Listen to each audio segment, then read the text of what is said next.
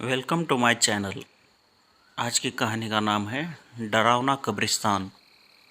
गोपाल का घर पुराने कब्रिस्तान के पीछे था और उसके घर के छत से वह कब्रिस्तान अच्छे से दिखता था। वह रोज़ उस कब्रिस्तान को पार करके ही अपने काम पर जाता था। गोपाल के दो बच्चे थे और दोनों बच्चे बड़े ही शैतान थे। बड़े बेटे का नाम सनी और छोटे बेटे का नाम रोहन था। एक बार गर्मी की छुट्टियों में सनी और रोहन की चचेरी बहन मोनिका भी आई हुई थी।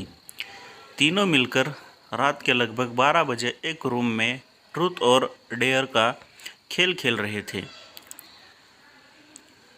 सनी मोनिका से पूछता है कि तुम ट्रूथ लोगी या डेयर? मोनिका: मैं डेयर लेती हूँ। और पूछती है कि तुम लोग कुछ खतरनाक तो करने के लिए नहीं कहोगे ना? सनी ने कहा, यह हुई ना बात, तो जाओ अब छत पर से घूम करके आओ और छत पर रखे गमले में से फूल तोड़कर लाना होगा, तभी हमें पता लगेगा कि तुम छत से आए हो या नहीं। मोनिका कहती है, छत पर से तो कब्रिस्तान दिखता है। नहीं, मैं नहीं जाऊंगी। सनी और रोहन दोनों मोनिका को छत पर जाने के लिए ज़बरदस्ती बोलते हैं। मोनिका छत पर जाती है और जैसे ही गमले में लगे फूल की तरफ बढ़ती है, तभी उसकी नज़र कब्रिस्तान की ओर पड़ती है। कब्रिस्तान में एक बड़ा सा सूखा पेड़ होता है।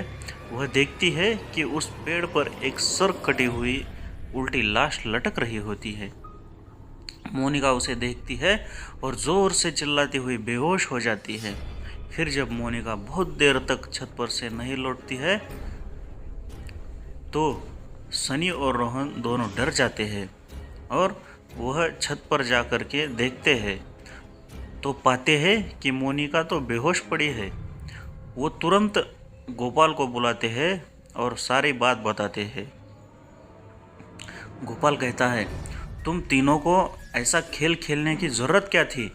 और सनी, तुम तो जानते हो उस कब्रिस्तान के बारे में कैसी कैसी खबरें आती है, फिर भी तुम मोनिका को रात पर छत पर जाने के लिए क्यों भेजा? सनी कहता है, सॉरी डैड, मुझसे गलती हो गई, हम आगे से ऐसा नहीं करेंगे। गोपाल कहता है, और फिर कभी दोबारा ऐसा काम किया तो तुम दोनों को उसी कब्रिस्तान में छोड़ आऊँगा। अच्छा मोनिका बेटी, ये बताओ, तुमने वहाँ ऐसा क्या देख लिया कि तुम बेहोशी हो गई? मोनिका सहमी हुई हालत में गोपाल को सारी बात बताती है कि उसने क्या देखा। गोपाल ने उस कब्रिस्तान के बारे में ऐसी खबरें पहले भी सुनी हुई थी, इसीलिए वह मोनिका को डांटता नहीं और बच्चों को संभल कर रहने की सलाह देता है। एक दिन गोपाल को काम से छुट्टी मिलने में देर हो जाती है और उस दिन उसे ऑटो भी नहीं मिलता है। वह पैदल ही पैदल घर की ओर चल पड़ता है। उधर रोहन और सनी दोनों आपस में बात करते हैं। सनी कहता है, रोहन, तुम्हें क्या लगता है मोनिका ने जो कहा वो सच है? मुझे तो लगता है कि वो सिर्फ बातें बना रही है, उसका भ्रम होगा। रोहन ने कहा, अरे नहीं भाई, तुमने उसकी हालत देखी नहीं, एक दिन भी और यहाँ रुकने की तैयार नहीं है। मुझे लगता है कि उसने सच में कुछ देखा होगा। सनी कहता है, चलो हम कब्रिस्तान में जाकर खुद ही देख लेते हैं। रोहन कहता है, अरे भाई, तुम पागल तो नहीं हो गए? मुझे अपनी जान बहुत प्यारी है, मैं कहीं नहीं जाऊंगा और तुम भी मत जाओ। रोहन के मना करने के बावजूद सनी नहीं मानता है और वह अकेले ही कब्रिस्तान की ओर चल देता है।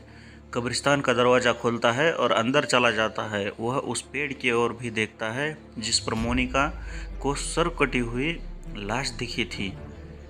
सनी खड़े होकर उस पेड़ की ओर देखता है, तभी एक अदृश्य हाथ उसके पैरों को पकड़ लेता है।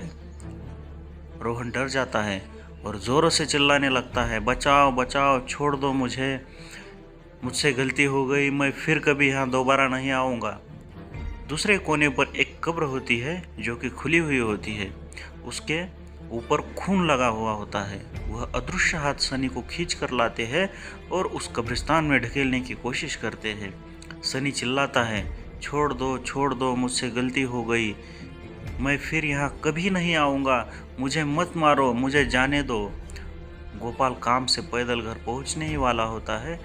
जैसे ही वह कब्रिस्तान से गुजरता है, उसे सनी की आवाज़ सुनाई देती है। गोपाल, ये क्या है? आवाज़ तो जानी पहचानी लगती है, कब्रिस्तान से आ रही है, मुझे जा कर के देखना चाहिए। गोपाल कब्रिस्तान में चारों ओर देखता है, लेकिन सनी कहीं नहीं दिखाई देता। वह घर लौटकर आ जाता है और रोहन से पूछता है कि सनी कहाँ है। रोहन पापा से कहता है, मेरे बार बार मना करने के बावजूद भी सनी कब्रिस्तान में चला गया है। वो जानना चाहता था कि मोनिका जो कह रही थी वो सच है या नहीं। गोपाल कहता है, हमारे पास समय बिल्कुल भी नहीं है, जाओ घर के मंदिर में शंख में जो जल रखा है वो जल्दी से लेकर आओ, हमें सनी को खोजने कब्रिस्तान जाना पड़ेगा। रोहन वो जल लेकर आता है। गोपाल और रोहन कब्रिस्तान में जाते हैं। गोपाल जल छिड़कता है, फिर उसे किसी के घसीटने का निशान दिखाई देता है। वह समझ जाता है और फिर उस निशान का पीछा करते हुए उस कब्र तक पहुंच जाता है। गोपाल कब्र के आसपास वो जल छिड़कता है। कब्र से अजीब अजीब सी आवाज़ें आती है। रोहन बहुत डर जाता है। गोपाल कहता है, मुझे लगता है कि श्रापित प्रेत आत्माओं ने सनी को इस कब्र के अंदर कैद कर लिया है, उसे जल्द ही इससे निकालना पड़ेगा। तुम ये पवित्र जल आसपास छिड़कते रहो, इससे हमें वो प्रेत आत्माएं कोई नुकसान नहीं पहुंचा पाएंगी। मैं कब्र को खोलने की कोशिश करता हूं। गोपाल उस कब्र को खोलने की बहुत कोशिश करता है। अंत में वह कब्र खुल जाती है। उसके अंदर सनी पसीने से लथपथ बेहोश पड़ा होता है। गोपाल सनी को लेकर हॉस्पिटल जाता है। उसकी हालत बहुत गंभीर होती है। उस दिन के बाद गोपाल उस घर को छोड़कर शहर से दूर एक दूसरे घर में अपने पूरे परिवार के साथ रहने चला जाता है।